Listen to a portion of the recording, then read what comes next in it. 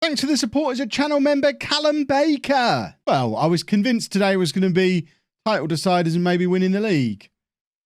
As it is, Liverpool have already won it. They played before us, which has kind of taken the shine off it a little bit. But we have two important games to figure out what to do in the Champions League final, which is tomorrow. And we're playing Liverpool in that as well. And I hear they kind of know what they're doing in Champions League finals.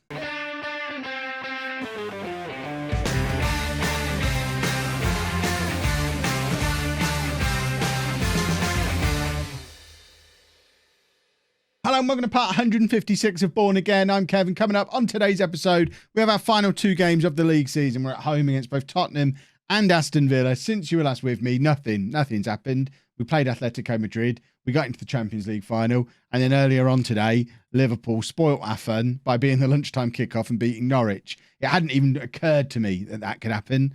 Obviously, it can. We have already qualified for next season's Champions League, which is huge. We've been given, talking of huge, we've been given a £77 million budget to play with. That's the advantage of getting our loan debt down as low as it is. We're now in a position to really go out and spend big on one or two real top quality players in the summer that we're going to have to work out how to spend that money. That's not really the plan for today, though. The plan for today is trying to secure second place, a win in this first game, and we're most of the way there. But we want second. We don't want third or fourth. We want second.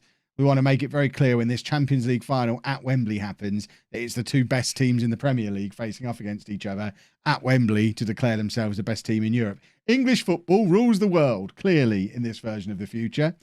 So we're going with Mendoza in goal, a back four of Guiladucci, Diaz, Nixon, Burke and Foose. Not necessarily my most familiar back line. Regulus is fit to play, but we're just going with Guiladucci because Regulus has played more than him this season. Da Silva is away on holiday. Arango picked up an injury against Atletico and he's just being rested. He's only got 82% conditioning. We're then going with Bonilla, Steinman and Addo in midfield. Cook, Domenico, Senajaki as the front three. What I'm hoping to do is beat Tottenham, have the other results go wrong, mainly the Man United result go wrong for them, so that we then are guaranteed a second place finish. Once we've secured second place, which I know doesn't really mean anything other than prize money and pride, everyone goes straight through to the group stages at this point. So it doesn't really matter if we finish fourth. It's just a pride thing. So I'd like to win this game and then be able to rotate a significant amount in the final day. To be honest, I probably will anyway. Last day of the season, we play against Aston Villa, who are rock bottom, already relegated, and we'll probably, I would suggest we'll be resting Cerner, Jackie, Cook. Might even wheel out the diamond for the last day of the season. Just rest the wide players completely. Give all the strikers a little bit of a run out. Try and grab some goals. I think that's the plan for the last game. Cerner Jackie has just scored his 17th goal of the season, put us 1-0 up. 17 minutes on the clock as well. All these 17s. Isn't that Christian Gomez's squad number? I feel like we've not mentioned him today, and it's always good engagement on the video when we have a Christian Gomez discussion down in the comments.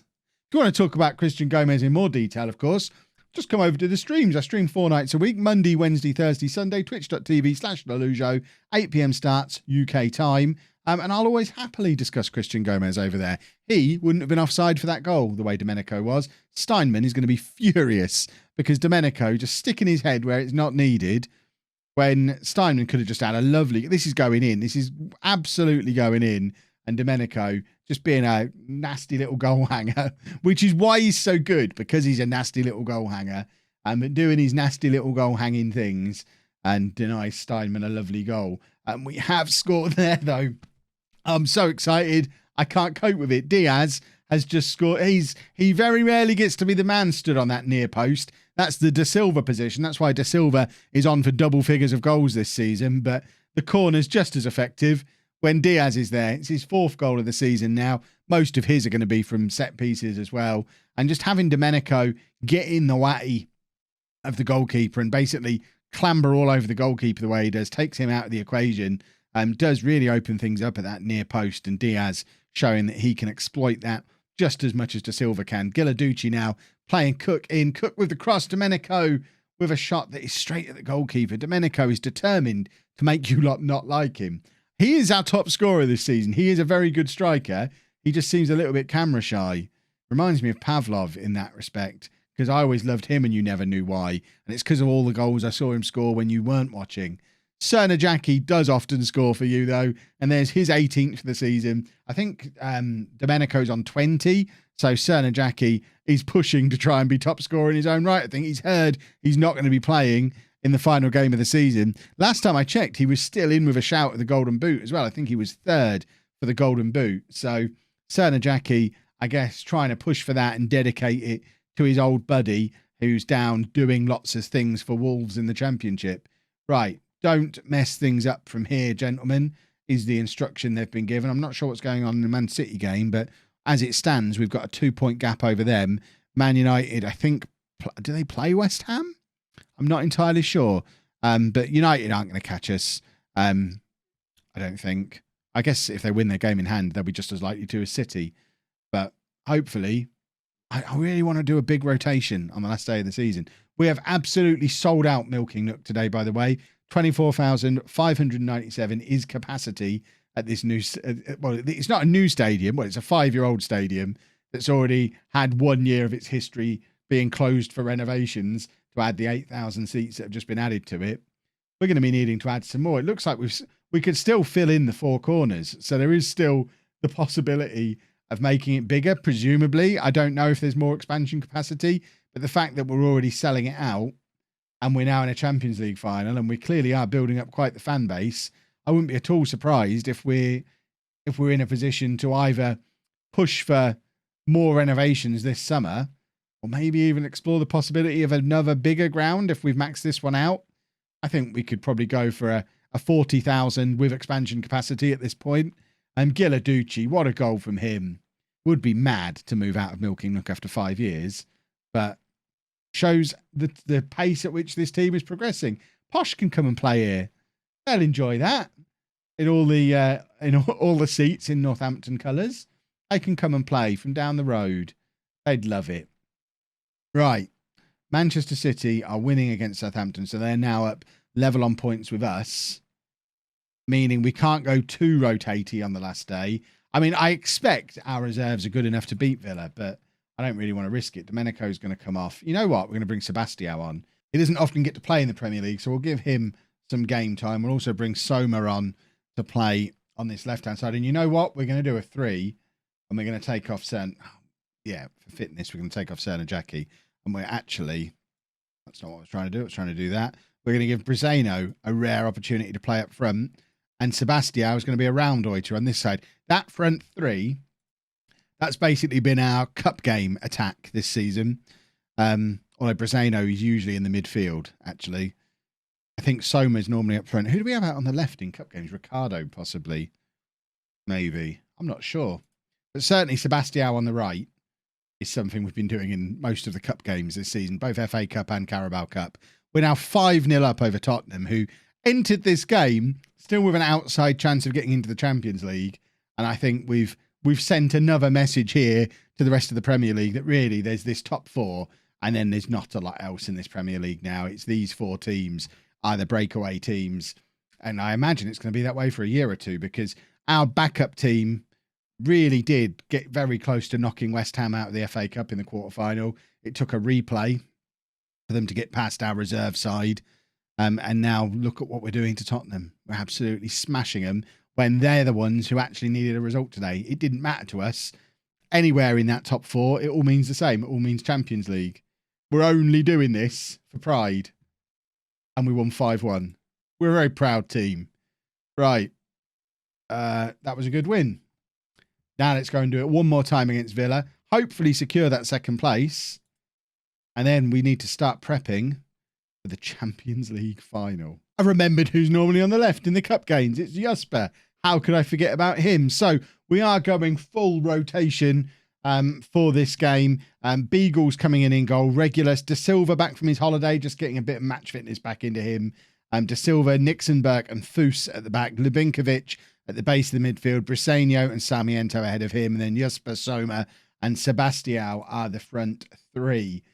We do still need a win here to secure... Well, no, we don't necessarily need a win. A win guarantees us second place. I guess there are ways we could do it if other teams slip up, but We want second place. See, we're the number one form team in the league. If only we'd have turned that on a little bit sooner. But let's pile on the misery for Aston Villa today. This is what the league table looks like. So both us and Manchester City on 78 points, Manchester United on 76 points. So if we don't win, if we lose, United can catch us. If we lose at home against Aston Villa 2 weeks before the Champions League final, though, I think we should just give the trophy to Liverpool, because that would be pathetic, even with this rotated side.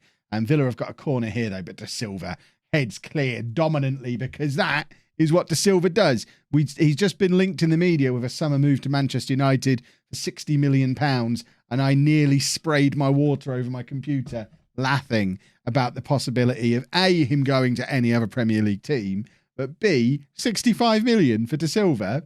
Are you kidding? He is the modern day Rio Ferdinand.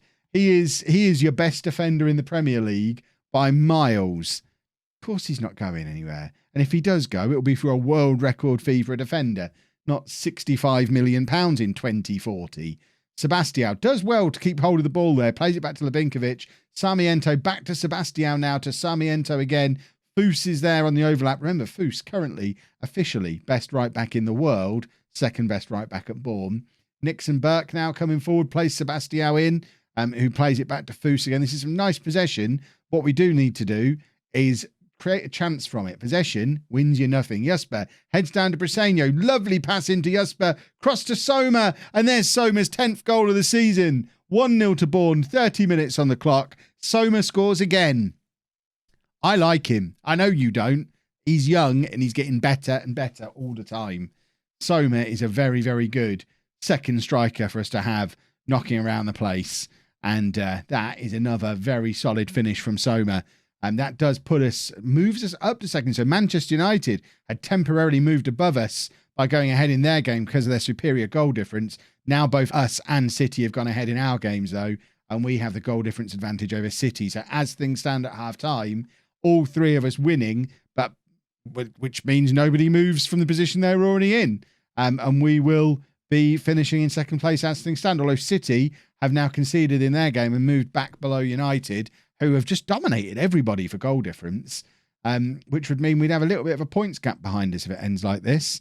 I'm not entirely sure if Villa equalise here, if they just want a penalty.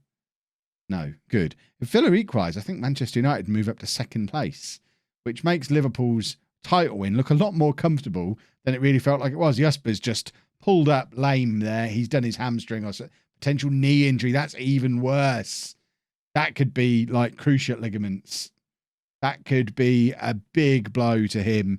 Domenico is going to come on. We'll stick Soma out onto this left-hand side. Soma can play as the inside forward out there. But Jasper, you don't see that a lot in Football Manager. Jasper just he had the ball. He was clear. He was going to get the break on there, and he just stopped. Right, we're going to get Cernajacki on for the last 20 minutes. Just to keep him fit. We don't want him on an attacking instruction, though. He's never done that for us. He's always a support player. So we'll get him on. Just like I say, it's all about keeping the fitness in there for Cernajacki. We're going to ask for some creativity.